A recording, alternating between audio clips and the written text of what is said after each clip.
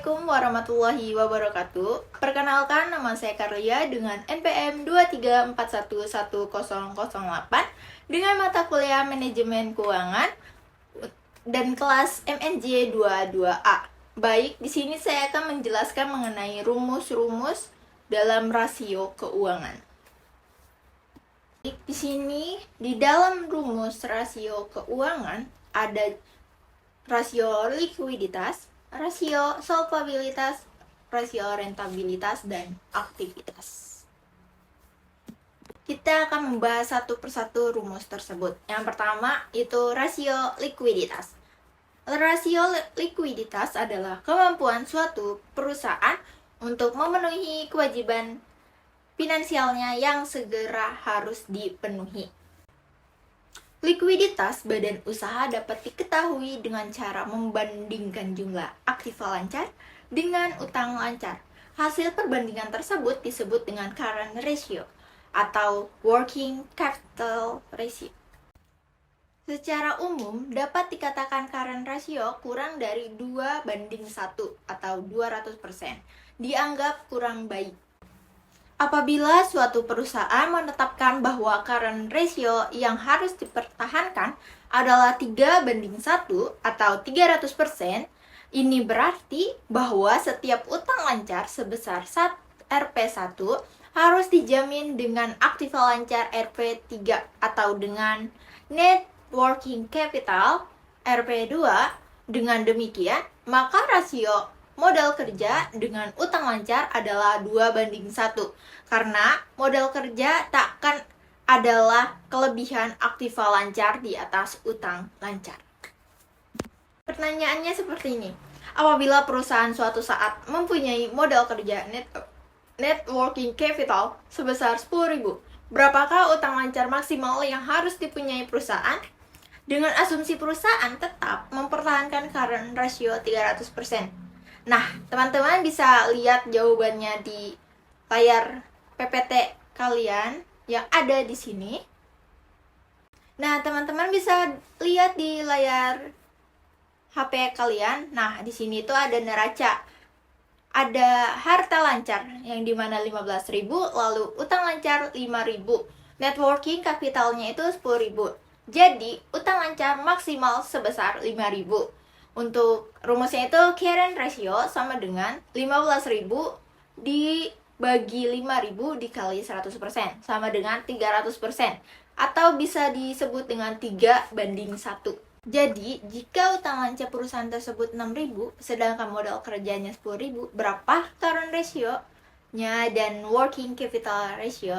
CR sama dengan tanda tanya. Kalian bisa lihat di sini itu ada jawabannya dan rumusnya. Teman, ini lanjutan jawabannya, ada neraca, lalu ada harta lancar 16.000, utang lancarnya 6.000, lalu untuk modal kerjanya 10.000. Rumusnya itu current ratio sama dengan 16.000 dibagi 6.000 dikali 100% sama dengan 267%. Teman-teman, di sini ada rumus-rumus rasio keuangan yang dimana pertama itu ada rasio likuiditas, lalu rasio likuiditas itu ada current ratio dengan rumus aktiva lancar dibagi utang lancar dikali 100%.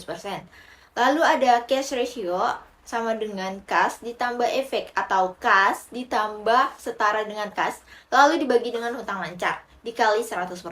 Lalu untuk quick ratio sama dengan aktiva lancar dikurang persediaan dibagi hutang lancar dikali 100%. Untuk working capitalnya itu aktiva lancar dikurang persediaan dibagi total aktiva dikali 100%. Tingkat likuiditas suatu perusahaan dapat dipertinggi dengan jalan sebagai berikut. Yang pertama itu dengan utang lancar tertentu diusahakan untuk menambah aktiva lancar. Lalu dengan aktiva lancar tertentu diusahakan untuk mengurangi utang lancar. Lalu dengan mengurangi jumlah utang lancar bersama-sama dengan mengurangi aktiva lancar, di mana penurunan aktiva lancar harus lebih kecil dari penurunan utang lancar. Lalu dengan cara apa aktiva lancar tersebut? Yang pertama itu menjual aktiva tetap secara tunai, adanya setoran modal pemilik berupa kas atau elemen aktiva lancar lainnya, lalu adanya pinjaman utang jangka panjang. Di sini ada studi kasusnya. Pada akhir tahun 2007, suatu perusahaan mempunyai aktiva lancar sejumlah 600 juta dan utang lancar sejumlah 200 juta. Lalu, apabila perusahaan ingin membeli inventory secara kredit supaya current ratio tidak kurang dari 250%, berapa jumlah inventory yang dapat dibiayai dengan utang lancar? Lalu, kalau kita ingin mencapai CR sama dengan 400%, berapa jumlah kas yang dapat digunakan untuk membayar utang lancar tersebut? Misalkan, persediaan yang akan dibeli secara kredit X, current ratio-nya 250%. Lalu, 600 ditambah X sama dengan 2,5, 200 ditambah X sama dengan 1, lalu 600 ditambah X sama dengan 500 ditambah 2,5X, 600 dikurang 500 sama dengan 2,5X dikurang X, lalu 1,5X sama dengan 100, X sama dengan 667. Jadi persediaan yang dapat dibeli secara kredit dengan mempertahankan current ratio sebesar 250% adalah 66.666.667 perak. Bisa dilihat di layar sini, itu ada lebih jelasnya. Dikurang X sama dengan 4, 200 dikurang X sama dengan 1, 600 dikurang X sama dengan 800 dikurang 4X, min X ditambah 4X sama dengan 800 dikurang 600. 3X sama dengan 200. X sama dengan 200 dibagi 3 sama dengan 66.666.667 perak. Jadi, jumlah kas yang dapat dibayarkan untuk membayar utang lancar dengan rasio 400% adalah 66.666.667 perak.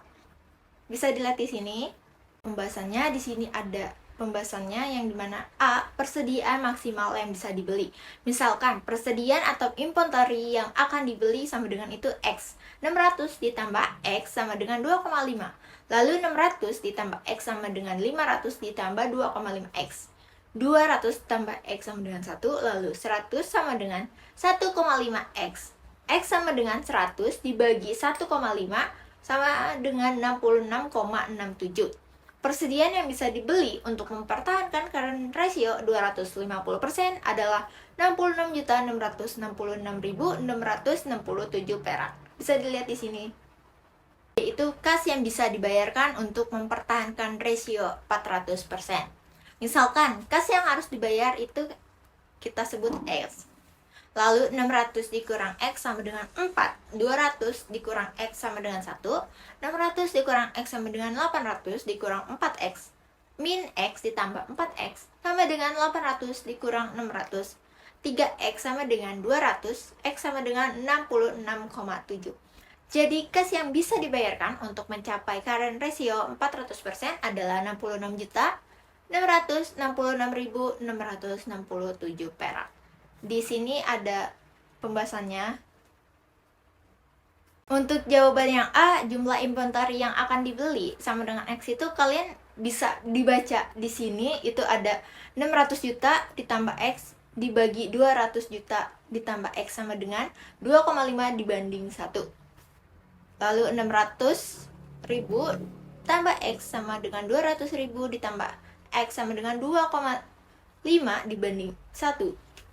600 ditambah X, 500 ditambah 2,5X, 100 sama dengan 1,5X. Lalu X sama dengan 66,667. Bisa dilihat di sini ya, teman. Untuk jawaban yang B, diasumsikan jumlah kas yang dibayarkan sama dengan itu X. Teman-teman bisa di sini lihat jawaban yang B. Lalu kita lanjut ke pembahasan selanjutnya, yaitu solvabilitas. Solvabilitas adalah kemampuan suatu perusahaan untuk memenuhi segala kewajiban finansialnya pada saat perusahaan tersebut dilikuidasi.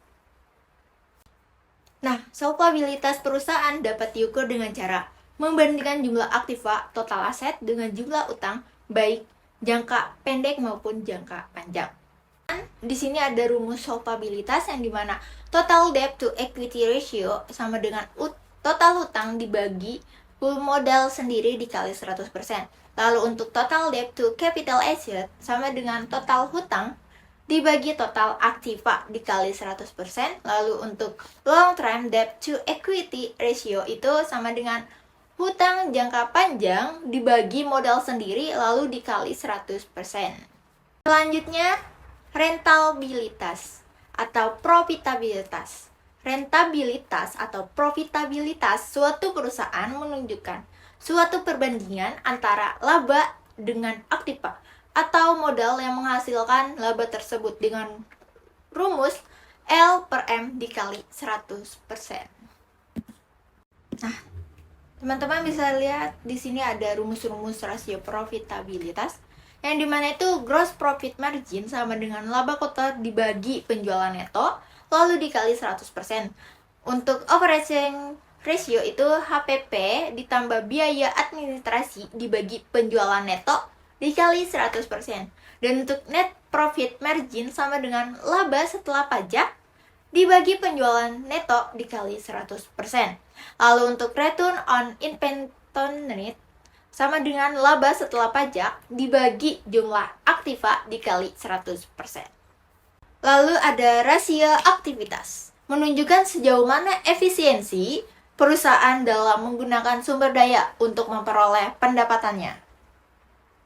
Teman, di sini ada rumus-rumus rasio aktivitas. Untuk total aset turnover sama dengan penjualan neto dibagi total aktiva dikali 1 kali. Untuk reservoir turnover sama dengan penjualan kredit dibagi piutang rata-rata dikali 1 kali. Dan untuk average collection sama dengan piutang rata-rata dikali 360 dibagi penjualan kredit lalu dikali 1 kali. Inventory turnover sama dengan harga pokok penjualan dibagi inventory rata-rata lalu dikali 1 kali. Untuk average inventory sama dengan inventory rata-rata dikali 360 lalu dibagi harga pokok penjualan dikali 1 kali. Dan untuk working capital yaitu penjualan neto dibagi aktiva lancar lalu dikurang hutang lancar dikali 1 kali. Teman-teman, rangkumannya itu yang pertama, rasio likuiditas menunjukkan kemampuan perusahaan untuk memenuhi kewajiban finansialnya dalam jangka pendek tepat pada waktunya. Lalu untuk rasio aktivitas menunjukkan sejauh mana efisiensi perusahaan dalam menggunakan sumber daya untuk memperoleh pendapatan. Lalu untuk rasio leverage atau rasio solvabilitas menunjukkan kapasitas perusahaan untuk memenuhi kewajiban baik jangka pendek maupun jangka panjang. Yang terakhir itu rasio profitabilitas. Rasio profitabilitas untuk mengukur seberapa besar kemampuan perusahaan memperoleh laba. Sekian pembahasan saya mengenai rumus-rumus rasio keuangan. Kurang lebihnya mohon maaf. Wabillahi taufiq wal hidayah. Wassalamualaikum warahmatullahi wabarakatuh. Bye-bye.